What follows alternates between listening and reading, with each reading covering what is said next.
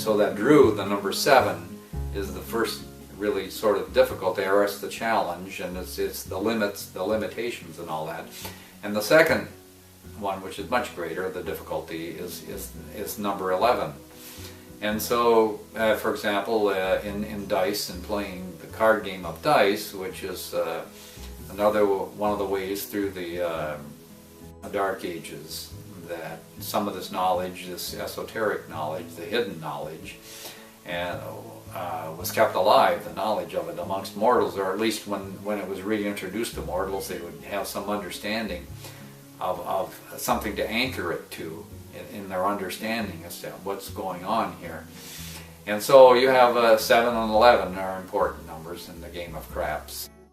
In Oahspe, as we mentioned in one of our earlier talks, that the difficult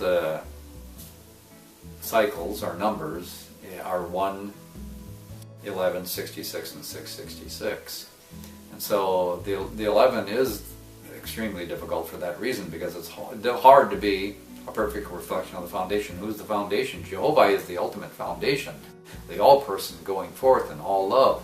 Well, who can be a whole person, all love, all the time, going forth in this beautiful love like that? It's just a challenge. I mean, we rise toward that, and you have chiefs and chieftainesses who live up in Nirvana, who can, compared to us, woohoo, so we're moving toward that. We're not anywhere near that. We have to be careful if we're planning to do something or whatever during an 11th cycle. If we know that we have the 11th period coming up, the 11th cycle of our project or whatever it is, we just have to take special consideration of what's going on. So it's wise to know these things. It's not that it can't be dealt with. For example, in Oahspe, there was a time when we had the Lords were known as the Holy 11. And that's because at that particular point, it indicates what happens, what the heaven was like at that particular point, and the grade of the lords and so forth, and the God above them for this corporeal planet and its heavens as it goes through ethereal. It's roadway. The development meant that the Holy 11, they were a reflection of goodness. They were a reflection of the foundation, who was Jehovah. And they had advanced sufficiently so that they could represent that foundation. They were that reflection of it. They were the reflex of it. They were the manifestation of that, a representation of that. They knew how to synthesize power of the cosmos. They knew how to, they were capable of attaining that, sustaining that at the time when they first came. So these cycles, as we're talking about them, these conditions, as we can see from that example, can be applied to things in Earth's past history. We can see the development of humanity since the time of Sathantes. Now this 11 also represents, since it's a reflection of the foundation, so we have the foundation, and that, as it turns out, is an important point of understanding in relationship to this life that we're living, to this cosmos, to this universe, to this reality that we're in. Because this is what Samoin is an explanation of this reality that we have. Inner, outer, all reality. It's an explanation of the entire universe, everything, right there in Samoin. And when they determined this, they decided what to give to man as an explanation, his first explanation, comprehensive explanation of the universe.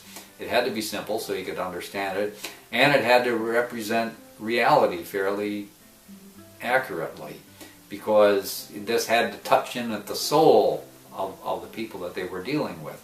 Even to our time, it still touches to the soul.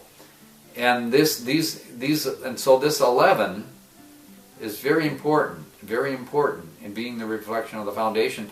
And in Samoin, you have 11 rows. So we're dealing with not only 11 this way, but we're dealing with 11 this way. And so and that's what Samoin is, 11 by 11, the explanation of the universe, and this is tied into our reality here also, in as much as we have, well, according to Thothma, it's called the Tuf, which is 363 years. 33 is the number of man, according to Oahspe. Well, one of the numbers of man, and there's explanation for this, which we might get to in one of our further talks as to why 33 is the number of man, and why 66 is the number of the beast, and that's one of the numbers 1, 11, and 666. That number 66 is one of those four, and they're connected with the corners, which can be read about in or at least you can see the mention of it, the indication of it in Amathachava in the third degree, and the Mahak degree, and they're in the corners. There are 363 days in a year, which is 11 times 33, 11 times a man, essentially, which is this 11 again, which is the reflection of the foundation. And 3 times 33, or excuse me, 11 times 33 is 363 days, plus, well, as Thothma said, 2 1/4 days, where the sun stands still on the northern and southern lines of the sun, being the Tropic of Cancer and the Tropic of Capricorn, and so you have the northern line of the sun, the southern line of the sun, and the sun seems to oscillate between those two over the course of a year. When you chart this on the horizon, when the sun comes up, and in the winter time, in the east, it'll come up over there, and then at the equinox time, it's right in the center, and at the solstice time over here, it's down there in the northern hemisphere. It works out that way, and so you have the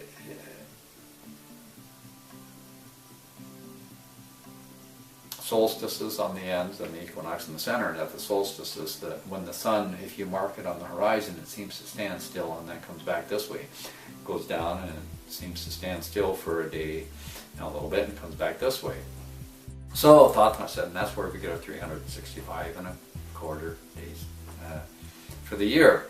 We might add in relationship to this, by the way, and relating back to our earlier talks when we talked about the playing cards, the deck of cards, and has 52 cards, which is and 4 suits, being 13 cards in a suit, and the 4 suits being the 4 seasons, and the 13 cards being representing the 13 weeks in a season.